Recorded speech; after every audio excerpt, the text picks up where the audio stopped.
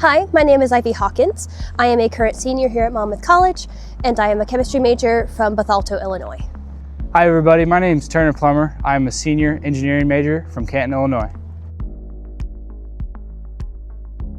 So the senior class gift project, what we are going to do is we are taking this area here that you can see behind me, and we're going to add some landscaping, make it look nicer, so that then when teams come in or when new students come in for visiting, that they see a gorgeous area that has Monmouth logo on it. And then as well, a lot of teams in high school and college teams come here in this area, and this is the first thing they see.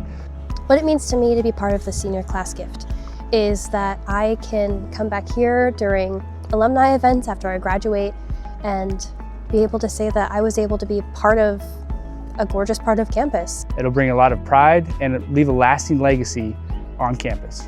If you're thinking about giving, I would encourage you to, because this project is going to mean a lot to incoming students who want to see a gorgeous campus, and it can also mean a lot to local pollinators as well, since we'll have native flowers that can attract butterflies and other pollinators to the side of campus.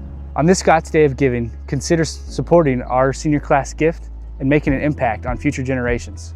Roll Scots! Roll Scots!